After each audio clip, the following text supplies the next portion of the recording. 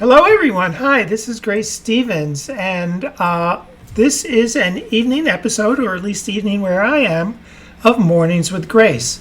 Thanks for coming by. This is also an interesting week in that we did one yesterday. I'm doing one today, but I have had an opportunity to meet some fantastic people in my life, and these are great stories. Today's episode is going to be, again, about faith. But today it's going to be about grief and loss. And, these are the times when we get into these hard times, we often get stuck. And here on Mornings with Grace, part of our mission, part of our theme work, is to help people get unstuck. And I know, and from the people that I've met in my life that have very strong faith beliefs, that that's the way that they are helped to get unstuck. I think I've mentioned before, for me, I don't have one significant strong faith belief, but I am intrigued by people who do have that. But I do have a couple of books that help me when I get stuck, and I want to share them with you. These are both by Richard Bach. I'm going to put them over here. It's a book called Illusions, which is The Adventures of a Reluctant Messiah. And then a book of sayings, the Messiah's Handbook, that he has taken many of the sayings and many instructions that he has provided in these books to get you there, to help you get unstuck. I'm going to share right now some of the sayings that help me get unstuck. And they're very important, certainly on my journey, and they may be important on your journey. So going from the top title cover down, one of the sayings is, you are free to create and honor whatever past you choose, to heal and transform your present. As a person who's gone through many transitions in life, this was very meaningful to me. The next one, going to the top, you teach best what you most need to learn. That's the heart of why I am doing Mornings with Grace and interviewing so many fabulous people and so many teachers who I can learn from and then give back to. The next one, your only obligation in any lifetime is to be true to yourself. If anyone would like to argue or debate that, I'm open and willing to do that, but you need to be true to yourself. Every turn in your life, every time you decide, you become parent to all your alternate selves who follow. It's like I have a poster that I put up sometimes of every moment is a fork in the road. The path you take will decide your future. Choose love over fear. And the last one is, why bother to live an unhappy life? How deep is that one? I find this entire book and the sayings that I put up to be incredibly powerful for me. Now, one of the hardest ways to get stuck is when you lose someone in your life. Sometimes we fall into grief, pity, and we feel lost. And this past week, I found an incredible poem that's called Epitaph, and I want to share it with you. It's up on the screen, and I'm going to read it to you. When I die, give what's left of me away to children and old men that wait to die. And if you need to cry, cry for your brother walking the street beside you. And when you need me, put your arms around anyone and give them what you need to give to me. I want to leave you something better than words or sounds. Look for me in all the people I've known or loved. And if you cannot give me away, at least let me live on in your eyes. Ignore my phone in the background. And not your mind. You can love me most by letting hands touch hands, by letting bodies touch bodies, and by letting go of children that need to be free. Love doesn't die, people do. So when all that's left of me is love, give me away. I find this the most powerful poem in terms of understanding what to do when we lose people. When we lose people, we have to remember them and honor their memory and do that with love. And as the poem says, give them away and love the people that are still here.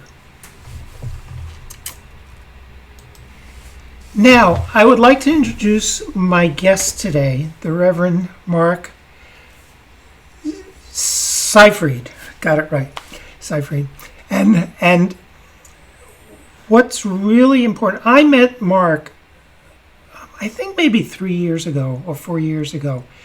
He was the minister at the Second Church in Newton, UCC Church, and I was invited in to speak about my own journey. And we were able to keep in touch over the past few years. I invited him to do a workshop at a conference, and we're connected on Facebook, and I see his life. A little over a year ago, he lost his partner. And it made me wonder how a person with faith and strong faith and leadership as a minister in congregations, how they deal with losses of their own while also guiding their congregations through tough times. So I asked Mark if he'd be willing to be open and talk with us and share with us. And I'm going to introduce you to Mark right now. And he is on screen. So welcome, Mark. Thank you, Grace. It's good to be with you. Thank you. I'm so glad that you've joined us today. So I know you can't see it, but we're in a split screen right now. And I know that we've talked a little bit about, how difficult and how hard it was for you to lose your partner, Gregor, and the journey that you went through. And when we talked the other day, you told me that there was a lot of history in losing people close to you and how that informed your faith. So I'm going to hand it over to you to see where you want to start in a story that, as we said, might be hard for you. And I thank you for being willing to join us here.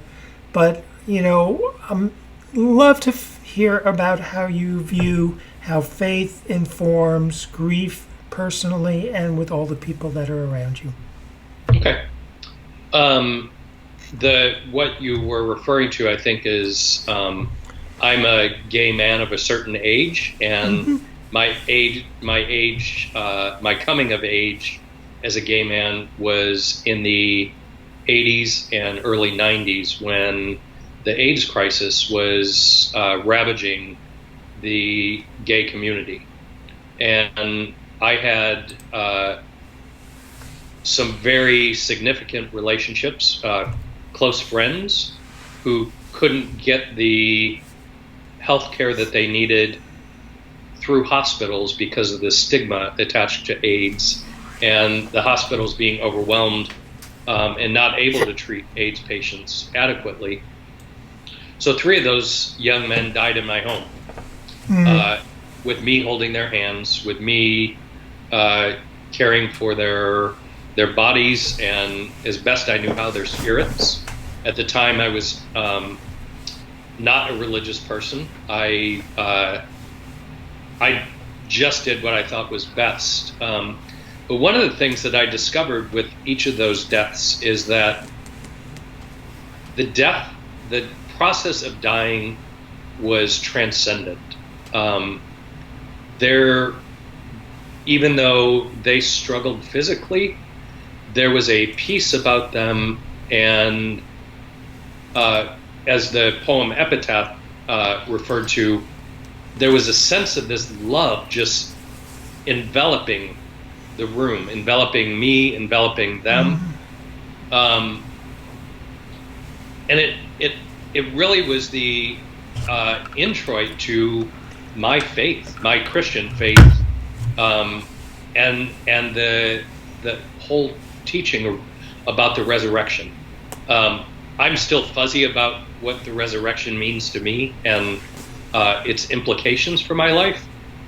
But I believe that the resurrection is a way of living. It's a theme in life that we are constantly presented with situations in our life that cause us to find a deeper well of wisdom, a deeper sense of strength than we knew what we had, that elevates us to another spiritual plane and helps us get to the next level, whatever the next level is. I was able to muster more strength in helping those men die than I even knew I had. I had terrible fears about death and dying, and I confronted those head on with being with my friends when they were dying. And I developed a strength, or somehow was given a strength that I didn't know that I had. And I think that really prepared me for ordained ministry. When I started ministry, I was still afraid of death. I still had grief that I was carrying from losing my friends to AIDS. Yeah. I still had issues around my grandmother's death, who died when I was 7 years old. I couldn't go to a funeral without, even a funeral of a stranger, without just completely falling apart. And I also had issues when I started ministry around public speaking.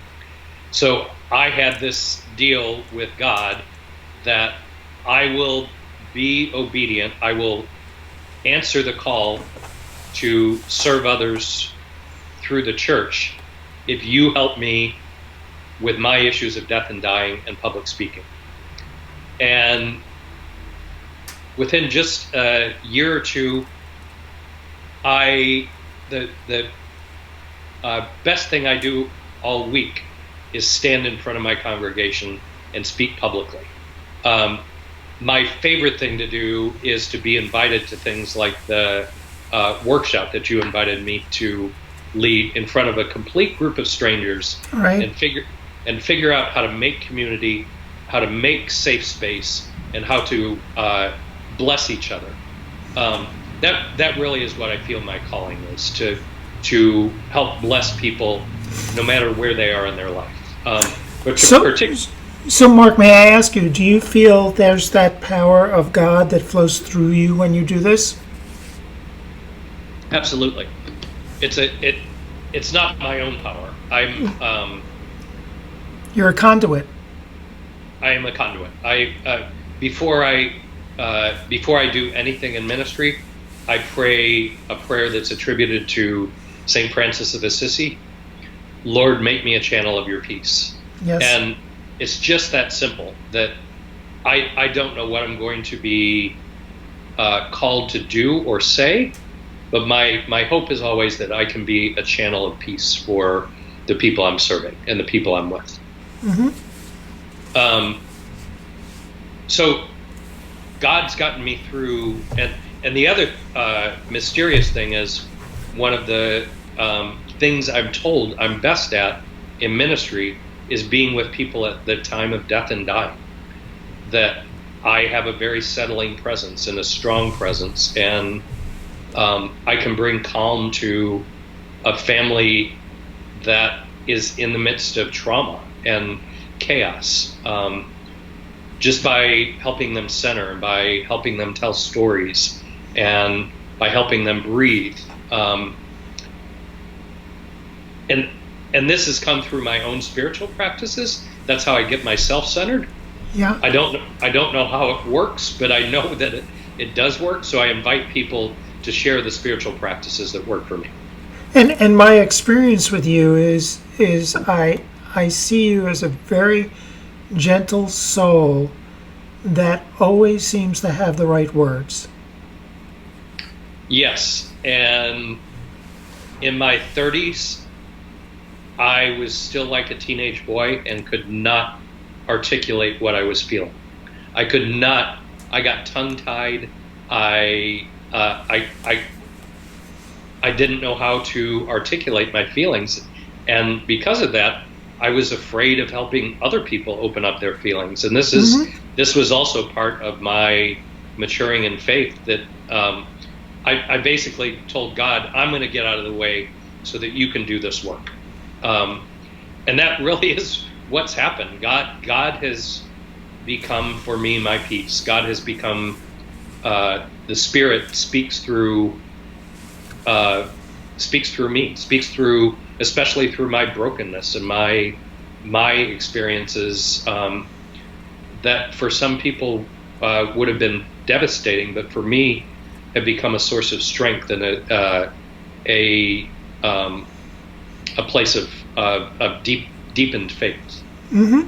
Yeah, I totally understand that, and I can relate to that. For the years I struggled internally on my own journey, there was no way to articulate that. I was married for 25 years, and my ex used to say, "Tell me how you feel," and I used to respond is, "I don't have the words for it. I can't articulate feelings." Until the point where I came to terms and decided I had to live my truth. And then there was, for lack of any better term, the miracle of me being able to touch the feelings and put words to them and names to them. And I described it as being like the kid in the candy shop of baby, what's that feeling? What is that really like? What's the next one really like? So I really understand the journey that you've taken, the journey that I've taken, which are similar but different. And I think it's true for many of the people in the world that, we're never given that little handbook of how to be human, and what to do with the feelings and how to express them and what to do. So I love hearing your story because I can so relate to it. There's a rabbinical teaching in Judaism that says when you name a demon, you take away its power. And I strongly believe that. If you're overwhelmed by feelings, and can stop long enough to name the source of those feelings, you've named this demon that has had free reign over your life. Right. And in doing so, you start to take back some of the power that demon has taken away from you. I don't believe in literal demonic possessions. Right. Although I've questioned some people, but I do believe that our feelings become so strong that they possess us. That grief can overwhelm you. Fear can overwhelm you. Anger can overwhelm you. Right. And once we're able to name those things, what's the root of that fear? What's the root of that anger? That gives us the legs to take the next step and begin addressing, well, how am I going to deal with this? And I think that's what I did with my partner Gregor being diagnosed with cancer. It was he actually was diagnosed in September of last year, and was told that with aggressive chemotherapy and radiation, that he would maybe get a few months. Nobody had ever, with this neuroendocrine carcinoma, had ever lived more than a year, and most people died before 6 months. And Gregor told me that he wanted as much time with me as he could get. I'm showing some of the pictures while you're talking. Okay. And he opted for the treatments. I'm not sure I would, but I was his partner, and my job was to support him. And my initial response was just to fall apart. I wailed when the doctors told us in the hospital room, so loudly that the nurse came and closed the door, and then they sent people from the social work department to come and make sure that I was all right. And I said, no, I'm not all right. This is shocking news. The love of my life, the man I've spent the best 7 years of my life, is going to die soon. I'm not all right. I don't know how I'm going to go forward. And as soon as I articulated, I don't know how I'm going to go forward, I remember Jesus saying, I will not leave you alone. I will never leave you alone. And then I started thinking, I need to call people and have them start praying for me, to have them start praying for Gregor. And within a few hours, we had hundreds of people all around the world praying for us. Within a couple of days, we had thousands of people all around the world praying for us. And something about those people keeping the faith with us and for us gave me the strength to do every day what we had to do. From taking him to chemotherapy appointments that made him sick, to helping him with his daily personal wellness, figuring out medications, helping him bathe when he wasn't strong enough. I had to shave his head when his hair was falling out in clumps from the chemotherapy. I was not trained to do any of that work, but somehow I was given the strength and the wisdom to do that work. And I attribute it to my faith. I attribute it to the prayers of many people and the well wishes of so many people. Mm-hmm. I'm so glad to hear that, because there's so many stories of the power of prayer and how it helps people, and you're an example of you weren't alone there. As you said, there were thousands of people all over the world with you, and you knew that. And that power, that spirit was there helping you get through every day. Yeah. I have served 8 congregations in the last 20 years, thousands and thousands of people. And Wait. So we need to explain that to the people that are watching it. It's not that you can't hold a job. It's that you are an interim minister. Yes, I'm an intentional interim minister that goes after a long-term pastor retires or died or is fired or leaves because of boundary issues. I go in, do healing work with the congregation, and then help them get ready for their next pastor.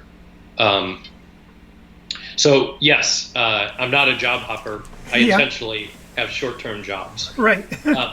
So I got in touch with people from each of those congregations and asked them to pray for me as well. And I really felt like my family and friends, but also the many thousands of people in the church were spiritual companions for me that really helped carry us through the hardest days, the days when I did ministry the entire time up until the week that Gregor died, full-time ministry, and I was a full-time caretaker for him.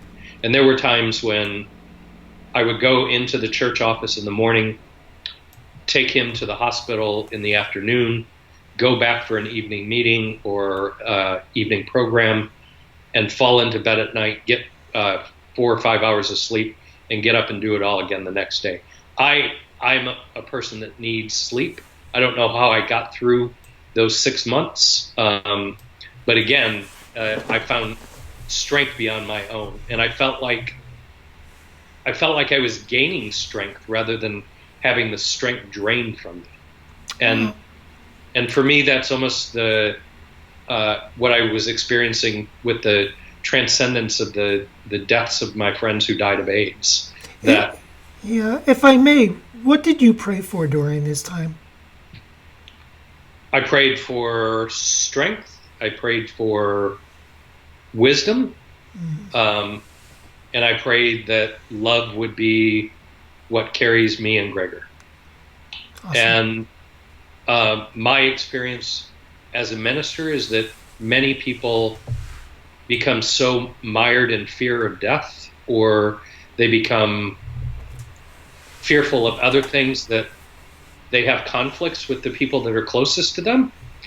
And Gregor and I just grew closer and closer through the 6 months that he was having chemotherapy. Our love deepened, and I can even say that he's this weekend he'll have been dead 7 months, and my love for him grows every day. The little annoying things that I used to overlook, or that I used to tease him about, now I look back with almost a bit of nostalgia. Like, I wish he were mispronouncing names again, and I remember the way he mispronounced things, and the way he was socially awkward. He was an extreme introvert, and I would have to I would have to cheer him on to take him out to social events, and I love that about him now. There were times when it drove me crazy, and now the love just continues to blossom into something new after his death, and it's pretty amazing. Yeah. So while you were still working and dealing with these situations with other people also while you were having this at home, right? Mm-hmm. Yes. So how hard was that? How was what was going on personally impacting you? And I hate to use the word professionally, but in your ministry. My ministry now is different than most ministries that I've had before. I'm serving a congregation that ministers to a lot of homeless people, people who are food insecure, people who are suffering with significant mental health challenges. And all those people carry grief with them every day. People living on the streets are you sometimes pass them and it looks like they're just lost. It's because they are lost in grief at having to be at the mercy of strangers. Mentally ill people carry this tremendous grief because of the stigma around mental illness, and that the system, our healthcare system and social systems are so broken that they can't really get the treatment they need to live a fulfilling or a safe life. So I deal with those people's grief every day. My people's grief. It's not those people. My people's grief every day. And I think that some of these people have been living this way for decades, and I think their resilience and their strength help become my strength, and help give me resiliency, just by watching them and being in awe of them. It's hard to be homeless. It's hard to navigate the mental health system. It's hard to have to go to food pantries and soup kitchens for your sustenance, especially when you're working 1 or 2 jobs and you have a family. It's hard. Right. And people carry grief with them all the time. And it helped me understand their grief more, with me being in a state of grief since Gregor's diagnosis. My prayer, my most profound prayer when Gregor was diagnosed was, God, make this journey we're going on an opportunity for me to be more compassionate and more loving. And that's exactly what happened. I used to have a sense of self-righteousness about me. I used to post political crap on Facebook almost every day, to dig at people who have different political views than I do. And I think this journey with Gregor and this journey with these people I love now, that are homeless and mentally ill, has taught me that most of that stuff's not really important in the day-to-day life. My disdain for Donald Trump did nothing to extend Gregor's life. My opposition to the push to keep immigrants from coming into this country has done nothing to help my homeless people find homes. And most of it was just me getting worked up over something I had I could not affect. It's so true. For most of us, the impact we get to make in this world is one person at a time. Yeah. And what I've learned in the work that I do in either teaching or training or speaking is and the counseling work that I've done is you may never know the impact you have on people. Yeah. That you have to trust you're doing the right thing, put it out there, plant the seeds, and perhaps it is faith or belief that you're doing the right thing and you're knowledgeable. And for me, the one prayer that I for someone who's not religious, but the one prayer that I have is always asking for guidance. Mm-hmm. And it's always look for the guidance.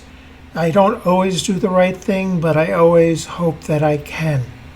Yeah. In doing that. And what I'm hearing you say is that's the work you're doing on a daily basis. So how do you help one person who is struggling in many different ways get through that day, get through the next day for their life, to make that day better for themselves?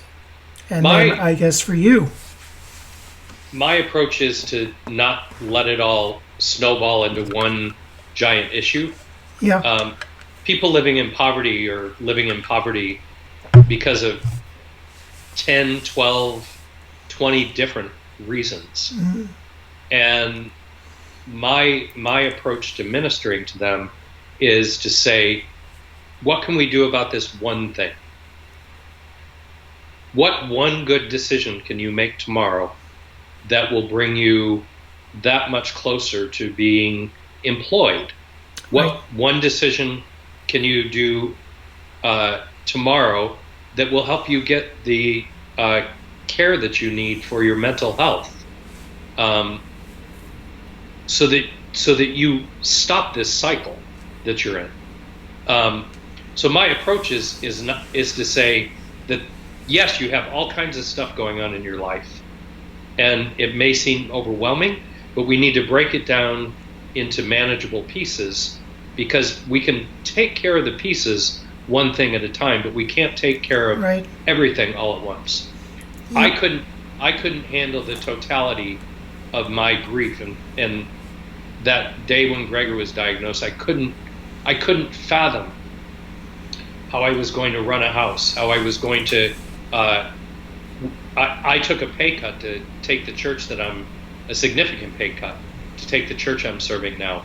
And he no longer had an income. I'm like, I don't know how I'm going to pay rent. And all these things I started thinking about. And I was just flooded with, this is going to be too much. And and then I'm like, I don't have to solve all this today. I only have to get home, get some sleep, and get back to the hospital tomorrow. And pray that God's going to give me the wisdom and the strength to do the next right thing. And that sort of, I think that's a 12-step thing. Work to do the next right thing. And that sort of was my mantra in helping Gregor through his medical journey, but it was also what got me through to be able to minister to the congregation I'm serving, but also to be his partner and do the really hard work with him of staying as well as he could, but also preparing to die. Yeah. Oh. You know, what I'm hearing as you're sharing right now is I'm hearing your humanity of your struggles. And sometimes people do not look at their minister as another human being who has to live their lives and go through their own struggles. And they're looking for that leadership, that guidance of having that perfect answer for everything in there. So I appreciate you sharing with us of what you had been going through on your journey and coming out of it with stronger faith and the ability to continue to help others who some people would not even begin to want to go near to help. Yeah. Yeah. Well, I think the one thing that I took from this is that our culture trains people, particularly cisgender men, not to demonstrate emotions. Mm-hmm. And it was when the social worker came in to check on me and make sure I was okay and tried to get me to stop crying. I'm like, I'll be dipped in shit if I'm going to stop crying. This is the saddest pardon me for being so crass. This is live video, so it's okay. This is the saddest moment of my life. I'm going to cry until I stop crying. And I approached every day like that. I was sad and I cried almost every day.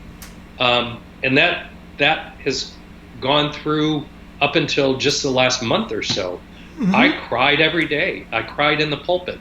I cried while I was praying with other people for their own issues because their issues triggered my grief. And I didn't make apology for it. And that also is a new sense of strength for me, that I can, what most people say is losing it, which is not really losing it, it's expressing love. The tears that I shed were expressing love because I didn't have the words to articulate it. And if I did have the words, I didn't have the strength to be able to articulate them. And being able to cry was healing and holy, more than any words that I could say, more than keeping silence. Right, and I'm a believer that, you know, when grief is there and problems are there and people are expressing their feelings, that sometimes you just need to be there with them. Yeah. Whether they need a touch, to be hugged, to be held, but just being there. Words often don't have the answer, but the sense of being there is part of the solution. Yeah. A couple weeks after Gregor died, a good friend of mine met me for dinner. Mm-hmm. And Susan asked me, as soon as she sat down, "How are you doing?" And I just started crying. And I'm like, I'm so lost, I'm so sad. And then I just started crying in the middle of this pretty fancy restaurant. We both were dressed to the nines. We were supposed to go to the theater after that. And she asked me one more question, and I just started crying again. And her response was, "I think you're grieving really well." And to hear that affirmation that it was okay for me to cry in the middle of this fancy restaurant, and that by crying I was grieving well, it was such a gift to me. And after that, I had developed this mantra that my good friends help me cry.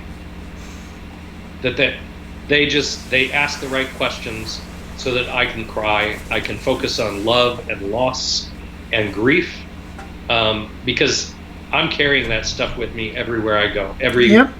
every minute of every day. And for somebody to give me permission to express those feelings, not necessarily in words, but in tears, Right. became a real gift to me. Right. Yeah, that's so powerful. I have this phrase playing through my mind lately. It's who will hold me when I cry, who will hold me when I die. Mm. And it's just like something that enters my brain now, just wondering where I am in my life. But I think that's the thing about relationships, to not be afraid, because we're all going to go that path Yep. there. And, although we take that journey alone, there can be people that are traveling with us on the journey. Yep. And it's really important to have that. And, I am honored for you to be sharing this story with us of the people you've done back in the day of that certain age, and then recently, and being strong enough to be willing to share that with people who are, viewing it now, and being willing to be open as a minister, but also to show your total humanity of just being human in there.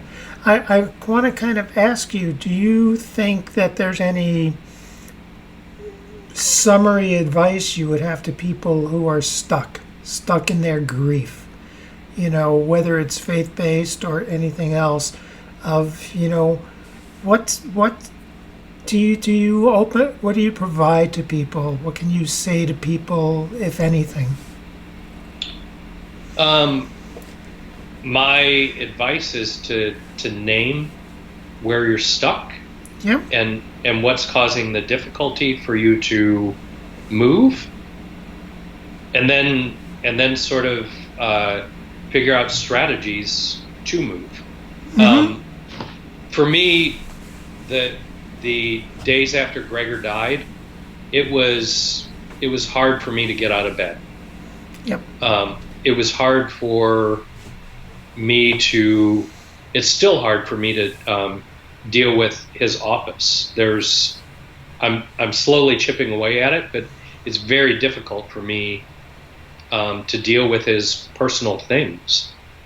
And naming that gives me a sense into what's happening in my own head. And just naming it gives me the strength to say, I know why this is hard, but I can still do it. Yeah. So name it, and then figure out a strategy for doing one small thing. In the days after Gregor's death, I gave myself permission not to do anything except one thing. And I picked the thing the day before so that I didn't have to make a decision when I got up the next day. I would make coffee. I would usually cry for the first hour or two. And then I gave myself this expansiveness of my day to do one thing. And that's what you're telling your congregation: do one thing at a time, do this. And I think that is powerful advice. And I am learning from you that the days that I'm stuck, pick one thing. Yep. So I really do appreciate that as a sharing. We've been going go ahead. I'm sorry. I firmly believe that it's easier to get unstuck when you're doing it with other people. Yes. Don't isolate. I would also say don't isolate.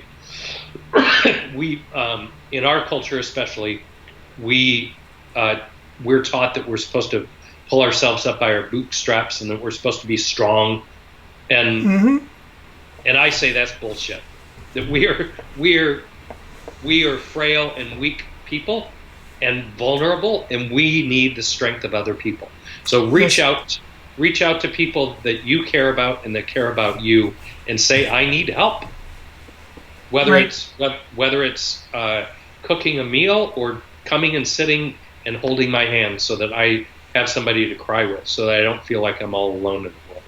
And I think that lesson is to, if you know somebody who's going through grief, please be proactive and don't let them say no to you. Yes. Get yourself out there and get them help, because they don't even know how to articulate they need that help. Most don't know what they need. Right. So you can say, I'm going to come pick you up, and you're either going to go to a restaurant with me for lunch, or I'm going to stop and bring something, and we're going to have lunch together. And we're going to spend the afternoon together. And if you want, I'll help you clean your house, or I'll help you get some papers in order, or something like that. To be real task specific with the people that you care about that are in grief. Great. So, is there anything else you'd like to add today? I don't think so. So I have a couple. Usually I ask my guests basically a set of questions. That part of what I do here on the program is I talk about magic as your special quality. And I think I've heard your special qualities of being able to have the right words and be that gentle soul with people and being there with themselves. Do you have anything to add about what your magic is? What your special quality is? I actually think my magic is I have almost no fear. I'm not afraid of anybody. I mean, I'm afraid of jumping off a 17-story building. But there's no social situation that I'm afraid of. There's no... I'm not afraid of death. I'm not afraid of being hurt. I'm not afraid of having my heart broken. I'm not afraid of saying the wrong thing. You've done it all tonight. Yes. Including saying the wrong thing. I think my magic quality is just not being fearful. And that was not always the way you were, because earlier you told us that you were afraid of public speaking, didn't know it, but your faith and your prayers and your belief has changed you. Yes. Has given that to you. And one of the interesting things that I do hear, the closing slide on the videos, is it's never too late. And the idea is a lot of what you've talked about is how your faith wasn't from when you were very young, but as it got acquired and it gets stronger and stronger over time through all the work you do, through all the personal experience you do. And, I'm going to leave it there because you're a wonderful example to all of us of how we can continue to learn, we can continue to find that power that's outside of us and let it into us and channel us to be better people for ourselves. Yeah. So I think it's time. We've been going for over 50 minutes now. So I'm going to say thank you so much, Mark. Hang on the line there as I kind of go into the never too late for people, and I'll talk to you in a minute. Thank you so much. Grace. Yeah. Thank you, Grace. Thank you. Staring out your window again. Thinking about how careless you have been with the hearts and minds of others and the mother you let down. But what you need to know is that forgiveness abounds. It's never too late, never too late, never too late for love. It's never too late, never too late,